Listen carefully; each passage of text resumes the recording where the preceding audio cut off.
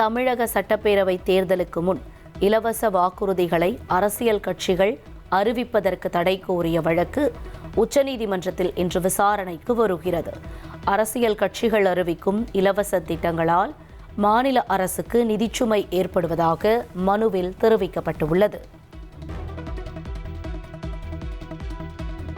இந்திய தலைமை தேர்தல் ஆணையர் ஞானேஷ்குமார் இன்று சென்னை வருகிறார்.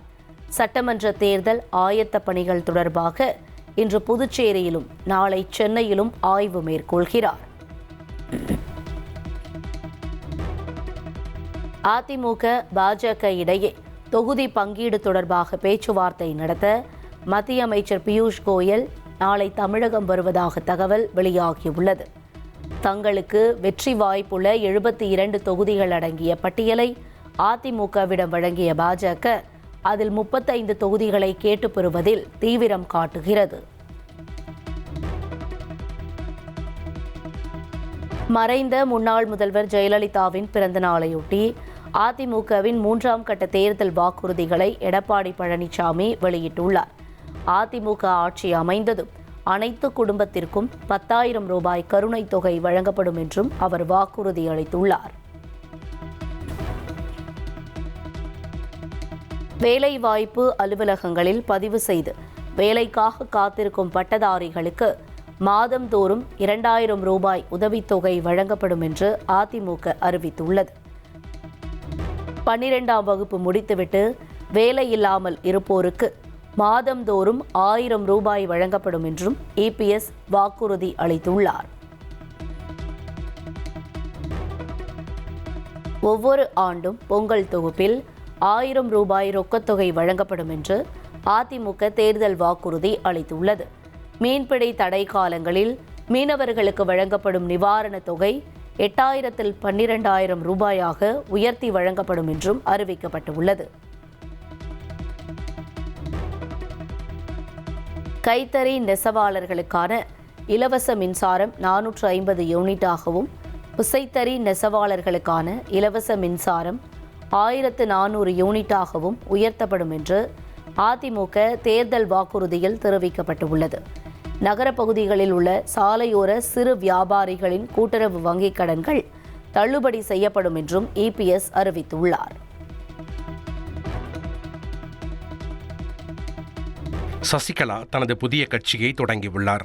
ராமநாதபுரம் மாவட்டம் பசும்பொன் அருகே கோட்டைமேடு பகுதியில் நடந்த ஜெயலலிதா பிறந்தநாள் விழா பொதுக்கூட்டத்தில் இதனை அறிவித்தார்.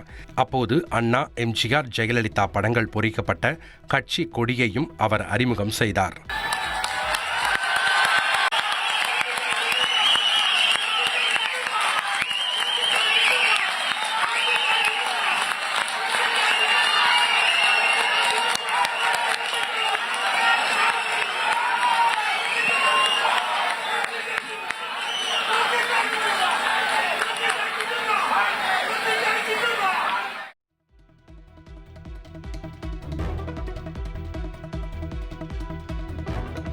தொடர்ந்து மேடையில் பேசிய அவர் கட்சியின் பெயரை பின்னர் அறிவிப்பதாக குறிப்பிட்டார். மேலும் பெங்களூரு சிறையில் இருந்தபோது தமக்கு சிறை அதிகாரிகள் மூலம் பல நெருக்கடிகள் கொடுக்கப்பட்டதாகவும் தெரிவித்தார். அம்மா போட்டோ வச்சு சத்தியம் பண்ண சொல்லி எல்லார்கிட்டையும் கடிதத்தை வாங்கி அதுக்கப்புறம் கொடுத்து நான் கையெழுத்து போட்டு கவர்னருக்கு அனுப்பிச்சு விட்டு மறுநாள் காலைல 11 மணிக்கு பெங்களூருக்கு போனேன். இதுதான் நடந்தது. அப்படியே 2-3 மாசம் போச்சு. அப்ப எல்லாம் இவர் எப்படி என்ன அப்படிங்கறது எனக்கு சரியா தெரியல. அங்க போனதுக்கு அப்புறம் 4-5 மந்திரிங்க வந்தாங்க என்னை பார்க்க. ஒரு 2 மாசத்துக்குள்ள வந்தாங்க. வந்து எல்லாரும் பார்த்துட்டு பேசிட்டு இருந்துட்டு, அம்மா நீங்க சென்னை ஜெயிலுக்கே நம்ம மாத்திக்கலாம், நீங்க ஏன் பெங்களூர்ல இருக்கணும் அப்படின்னு கேட்டாங்க.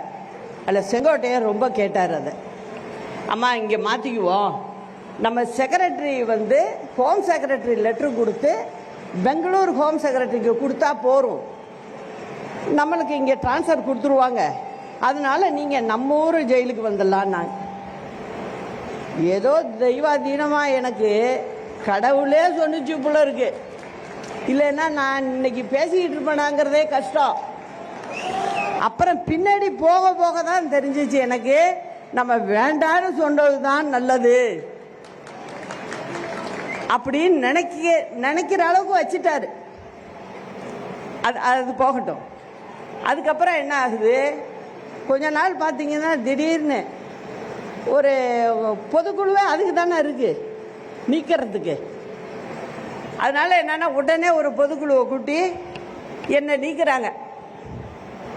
நான் ஒரு முதலமைச்சராக உட்கார வச்சுட்டு போயிருக்கேன்.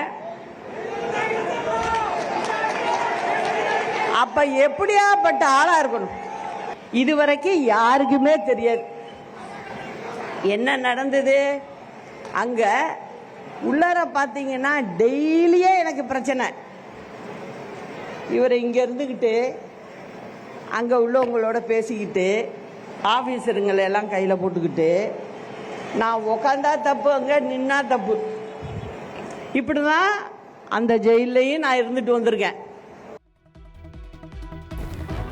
தர்ம யுத்தம் தான் இப்போது வரை ஓபிஎஸ்க்கு பிரச்சனையாக உள்ளதாக சசிகலா தெரிவித்தார்.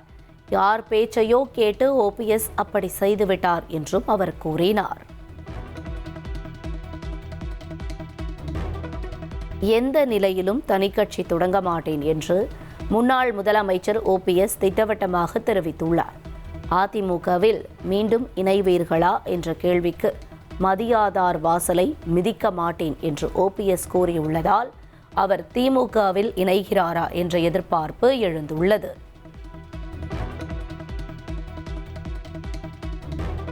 கூட்டணியில் காங்கிரஸ் கட்சிக்கு 25 தொகுதிகளை ஒதுக்க திமுக முன் வந்துள்ளதாக கூறப்படும் நிலையில் காங்கிரஸ் கட்சி புது டிமாண்ட் வைத்துள்ளதாக தகவல் வெளியாகியுள்ளது. அதன்படி ராஜ்யசபா சீட் மற்றும் உள்ளாட்சி தேர்தலில் அதிக இடங்களை காங்கிரஸ் கேட்பதாக கூறப்படுகிறது. சென்னையில் 16 சட்டமன்ற தொகுதிகளில் தேர்தல் பணிகளை கண்காணிக்க 8 நோட்டல் அதிகாரிகளை சென்னை மாவட்ட தேர்தல் அலுவலர் குமரகுருபரன் நியமித்துள்ளார். ஒவ்வொரு அதிகாரியும் தலா 2 தொகுதிகளை மேற்பார்வை செய்வார்கள் என்றும் மனிதவளம், நிர்வாகம், மின்னணு வாக்குப்பதிவு இயந்திரங்கள் பராமரிப்பு, போக்குவரத்து, பயிற்சி உள்ளிட்ட பணிகளுக்கு தனித்தனி பொறுப்புகள் வழங்கப்பட்டுள்ளன என்றும் தெரிவிக்கப்பட்டுள்ளது. மேலும் மாதிரி நடத்தை விதிமுறைகள், செலவின கண்காணிப்பு, சட்டம் ஒழுங்கு ஊடக தொடர்பு, வாக்காளர் உதவி மையங்கள் மற்றும் மாற்றுத்திறனாளிகளுக்கான வசதிகளும் இவர்களின் கண்காணிப்பில் நடைபெறும் என்று கூறப்பட்டுள்ளது.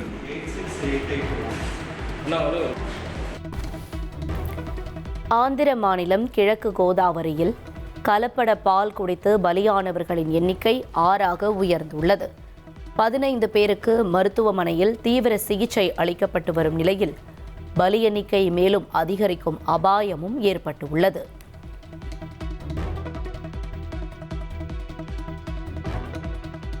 டெல்லியில் காஷ்மீரி கேட் பகுதியில் கார் மீது நடத்தப்பட்ட துப்பாக்கிச்சூடு தாக்குதலில் ஒருவர் காயமடைந்தார். பிரபல தாதா லாரன்ஸ் பிஸ்னோய் கும்பலின் வழக்கறிஞர் குழுவை குறிவைத்து தாக்குதல் நடத்தப்பட்டதாக கூறப்படும் நிலையில் போலீசார் தீவிர விசாரணை நடத்தி வருகின்றனர்.